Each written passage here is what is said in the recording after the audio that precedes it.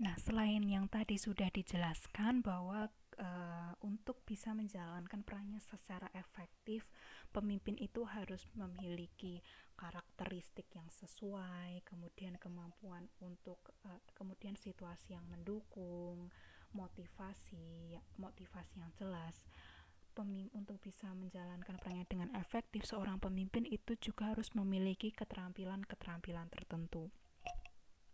Nah, keterampilan-keterampilan tersebut diantaranya adalah kemampuan untuk pengambilan keputusan, kemudian ada yang disebut dengan manajemen by walking around, kemudian kekuasaan, visi yang jelas, dan juga kemampuan untuk persuasi.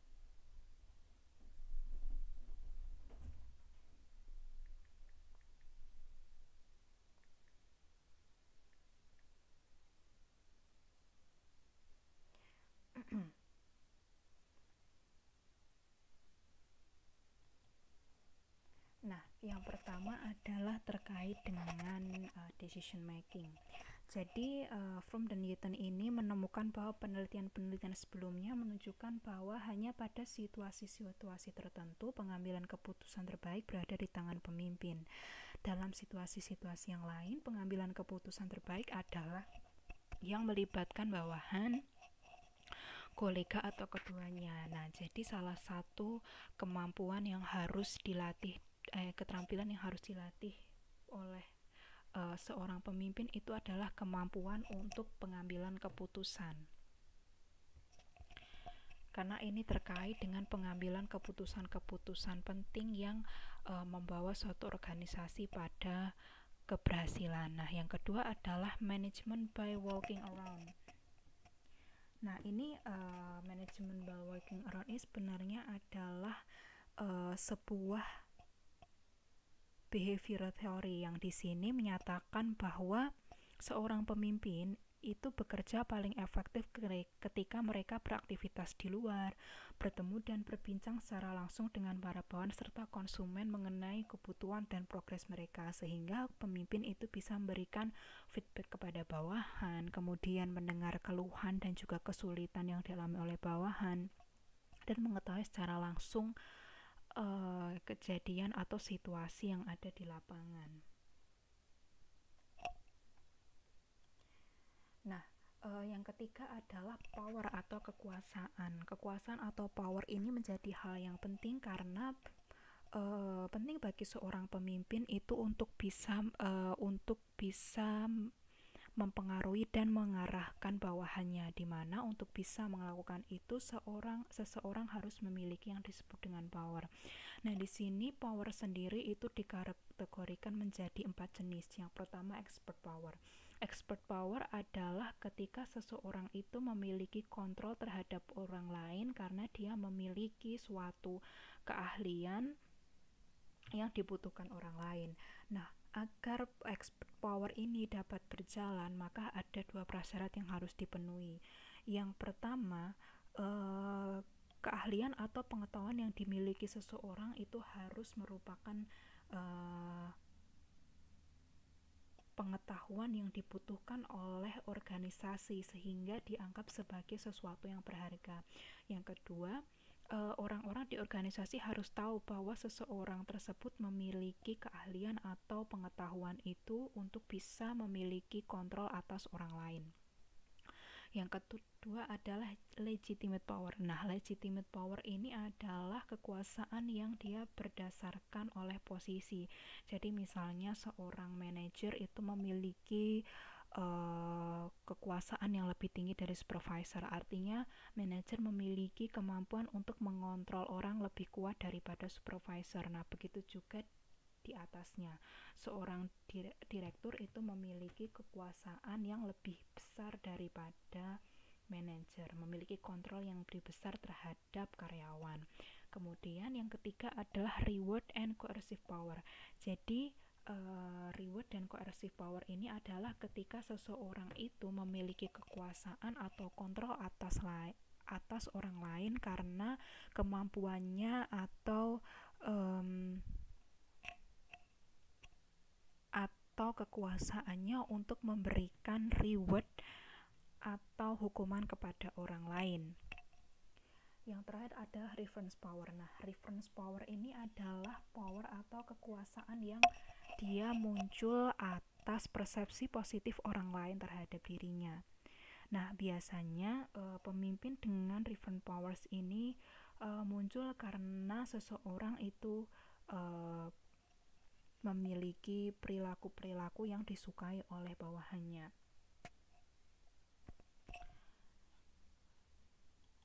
Kemudian yang keempat ini adalah transformational leadership. Jadi kalau teman-teman belajar lebih banyak mengenai leadership, itu nanti juga akan ada banyak tipe-tipe kepemimpinan seperti transactional leadership, kemudian ada juga banyak sekali lah ya, ada transformational leadership, transactional leadership, itu ada banyak sekali kalau teman-teman membaca jurnal. Nah, tipe kepemimpinan transformasional ini fokus pada perubahan atau transformasi target, nilai, etika, standar, dan performa. Nah, kemudian Hun dan Lang berasumsi bahwa pemimpin yang baik memiliki 5 karakteristik yang tidak dimiliki oleh pemimpin yang buruk. Yang pertama yaitu visi, artinya seseorang pemimpin yang baik itu memiliki tujuan atau target yang jelas. Kemudian yang kedua adalah diferensiasi. Diferensiasi yang artinya seorang pemimpin itu memiliki karakteristik yang berbeda dengan bawahannya, bisa dalam hal personality atau juga karisma, pengetahuan atau keterampilan. Kemudian yang ketiga adalah nilai. Artinya seorang pemimpin yang baik itu biasanya memiliki value yang kuat. Kemudian yang keempat adalah transmisi visi dan nilai-nilai. Artinya seorang pemimpin yang baik itu memiliki kemampuan untuk mengkomunikasikan atau mentransfer visi dan nilai-nilai yang mereka miliki kepada bawahannya. Kemudian yang terakhir adalah gap. Gap ya, bukan gap sih, celah, flaw. Jadi seseorang pemimpin yang baik itu justru memiliki suatu kelemahan yang diketahui oleh bawahannya, karena dengan mengetahui kelemahan dari pemimpin ini, bawahan itu akan lebih mengerti bahwa pemimpin mereka itu bukan orang yang 100%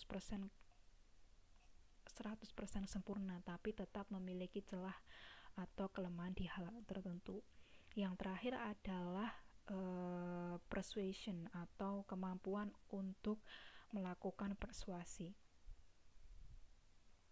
Nah, persuasi ini menjadi keterampilan yang harus dimiliki oleh seorang pemimpin untuk bisa melakukan kepemimpinan secara efektif. Nah, dalam hal persuasi dengan komunikasi, orang-orang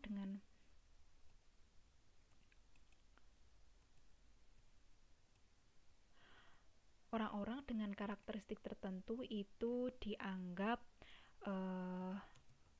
dapat melakukan persuasi secara lebih mudah daripada kebanyakan orang. Nah, karakteristik tersebut meliputi keahlian dapat dipercaya dan menarik. Yang dimaksud keahlian itu adalah ketika seseorang itu dianggap memiliki kemampuan atau keahlian dalam bidang tertentu. Jadi ini hampir sama seperti yang expert power tadi ya, sehingga bisa meyakinkan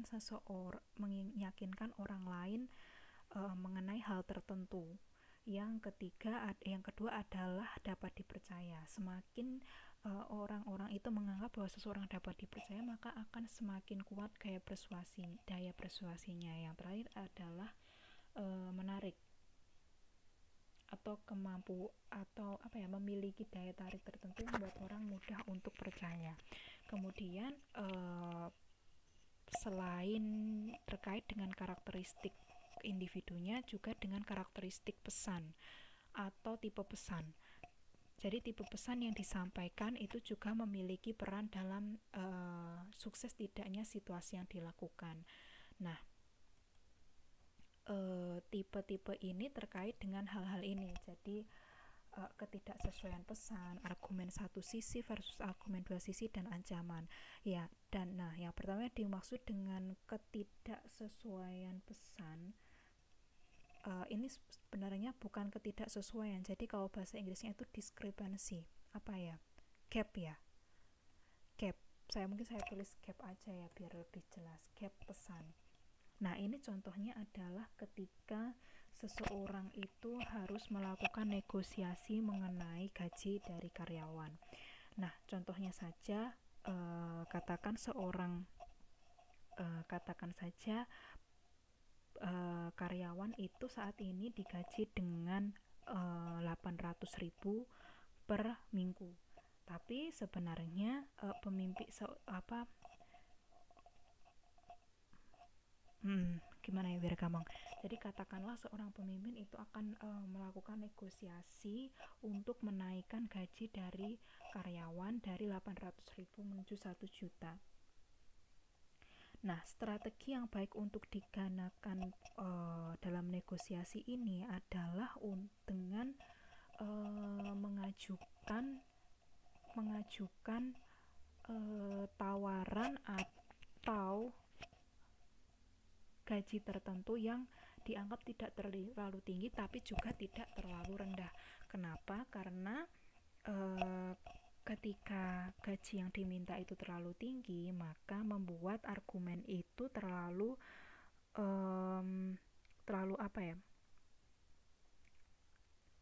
tinggi sehingga menyebabkan kredibilitas dari pesan itu berkurang. Tapi juga ketika meminta terlalu rendah itu menyulitkan untuk bisa mendapatkan hasil yang diinginkan. Maka yang terbaik itu adalah tadi itu mengajukan nominal yang tidak terlalu tinggi tapi juga tidak terlalu rendah sehingga menyisakan ruang untuk negosiasi. Kemudian argumen satu sisi versus argumen dua sisi yang dimaksud di sini adalah jadi kapan seseorang itu harus memaparkan argumen dari satu sisi atau dua sisi. Nah, ternyata ketika lawan negosiasi kita itu sudah memiliki sikap yang positif terhadap apa yang kita tawarkan, maka akan lebih baik untuk menjelaskan sesuatu dari satu sisi. Tapi ketika lawan kita itu belum memiliki atau cenderung tidak setuju dengan apa yang kita sampaikan, maka sebaiknya argumen yang diberikan itu dua sisi. Kemudian yang terakhir adalah melakukan negosiasi atau persuasi melalui pesan ancaman. Nah, ancaman ini dapat berjalan efektif ketika pihak lawan itu percaya bahwa ancaman kita itu akan dilakukan sehingga mereka akan memenuhi apa permintaan kita. Tapi ancaman ini juga kadang dapat memberikan efek yang negatif karena seringkali orang-orang yang dihadapkan pada ancaman itu cenderung memiliki dendam terhadap orang yang memberi ancaman. Nah, oke teman-teman, mungkin segitu.